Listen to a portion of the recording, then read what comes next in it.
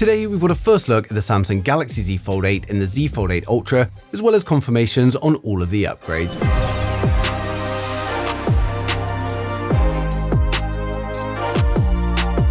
So first up, before we take a look at the devices themselves, we've had Samsung begin teasing the new Fold lineup on their official channels.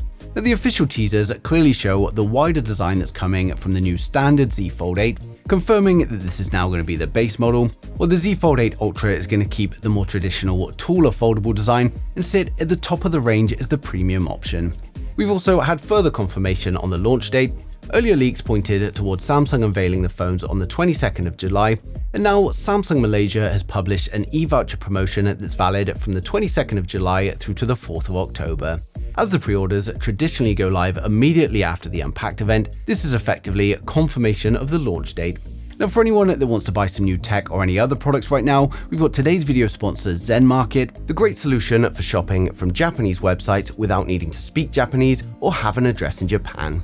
Now, if you've ever tried buying something directly from Japan, you've probably run into a few problems. A lot of stores don't ship internationally, many websites are only available in Japanese, and even if you can place an order, shipping can quickly become complicated and expensive, and that's where ZenMarket comes in.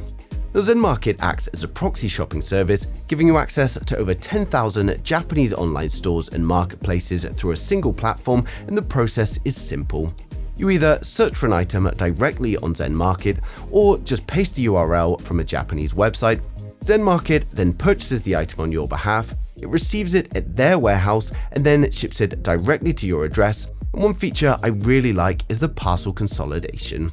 If you're buying from multiple Japanese stores, ZenMarket can combine everything into a single shipment, and this can save a significant amount on international shipping costs, and they also offer free storage for up to 60 days, which gives you plenty of time to get your orders in before shipping. Now, they offer multiple shipping options, customer support in 19 languages, and even a loyalty program with cashback rewards. And with more than 2 million users, over 1 million parcels shipped, and thousands of Trustpilot reviews, they're one of the most established services in the space.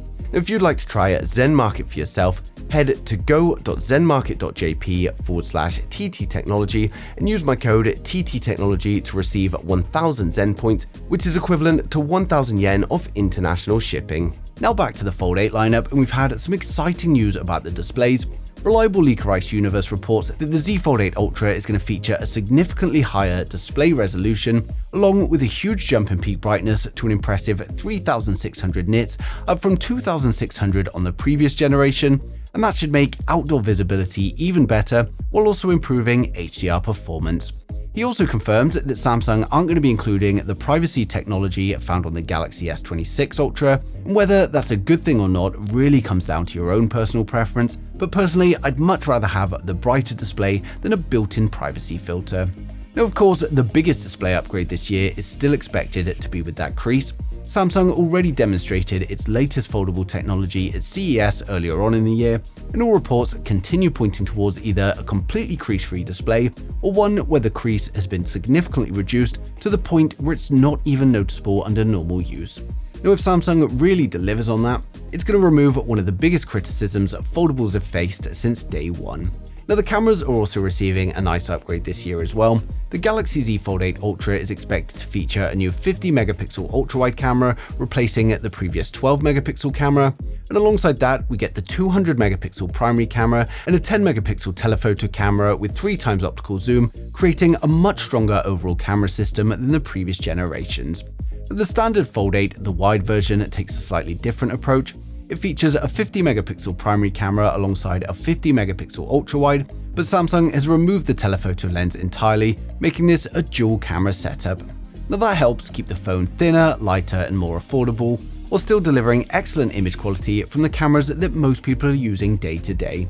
Powering both devices is going to be a Qualcomm Snapdragon 8 Elite Gen 5, paired with 12GB of RAM and storage options from 256 all the way up to 1TB. And both phones are going to launch running Android 17 with Samsung's new One UI 9, bringing all of the latest Galaxy AI features and software improvements. Now, the biggest difference between the two phones though is their overall size and philosophy. The Galaxy Z Fold 8 Ultra measures in at 158.4 by 72.8 by 8.9mm when it's folded. It weighs around 215 grams and it features a 6.5-inch cover display alongside an 8-inch internal folding display. Now the standard Z Fold 8, the wide version on the other hand, it's shorter but considerably wider, and it measures in at 123.9 by 81.9 by 9.7mm when it's folded and weighs at just 201 grams. Once unfolded, both devices are actually exactly the same at 4.5mm thick. Now the wider outer display is probably going to be one of the biggest selling points for many people. Previous fold models have always felt a little bit too narrow for me when they're closed, whereas this new design looks much closer to using a conventional smartphone without sacrificing the large internal display. Now battery life is also going to differ between the two as well. The Fold 8 Ultra packs a 5000 mAh battery with 45W wired charging and then 15W Qi 2 wireless charging, whereas the standard Fold 8, the wide version, gets a slightly smaller 4800 mAh battery due to its more compact dimensions, although charging speeds do remain the same, so that's still 45W wired and 15W wireless. Now we've also had our first leaks regarding the color options. The Fold 8 Wide is expected to launch in graphite, cream white and a lavender purple, alongside an online exclusive which is pistachio green, but we don't know the exact shade that Samsung are going to use. Meanwhile, the Fold 8 Ultra is expected to come in cream white, graphite black, violet shadow and green shadow, with the Ultra colors seemingly taking on a slightly darker, more premium finish overall. Now we've already had plenty of leak renders showcasing both devices, and of course I've also created these here to give you a good look at what you can expect from both of them, and the biggest visual differences are immediately obvious. The Fold 8 Wide, as its name suggests, has a much wider outer display alongside a simplified dual camera setup, while the Fold 8 Ultra keeps the traditional fold proportions together with its triple camera system. Now to me, it looks like Samsung has split the Fold lineup into two very different products. The Fold 8 Wide feels more like it's aimed at bringing more people into foldables with a wider, more familiar design, while the Ultra is focusing on delivering the absolute best hardware that Samsung can offer, with the original form factor that fans know and love. Now finally, we've also had a leak surrounding the pricing. Now current European pricing leaks suggest the Fold 8 Ultra is going to start around 2,199 euros, while the Fold 8 Wide is expected to start around 1,999, making it around 200 euros cheaper.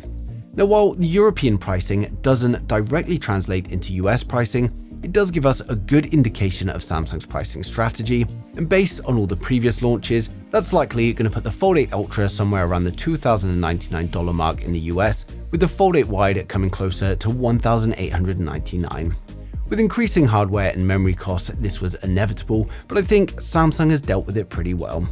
So this time round, rather than simply releasing just another fold, they're giving buyers two genuinely different options. If you want the absolute best cameras, the brightest display, and every premium feature, then the Fold 8 Ultra is clearly going to be the one to go for. But for a lot of people, I actually think the standard Fold 8 could end up being the more interesting device. The wider cover display addresses one of the biggest complaints a lot of people have had with Samsung foldables for years. By simplifying the camera system while keeping flagship performance as well, Samsung has created a foldable that feels much more practical for everyday use. Now of course, we'll hopefully be getting plenty of new Galaxy AI features with One UI 9. I'm really hoping Samsung takes advantage of the larger display with features that genuinely improve productivity and multitasking rather than simply adding more AI for the sake of it and lots of gimmicks. Now with launch only just around the corner, we won't have long to wait until Samsung officially unveils everything themselves, and as always, if any leaks come in the meantime, I'm going to be sharing them straight away, so make sure you subscribe so you don't miss a thing in the future.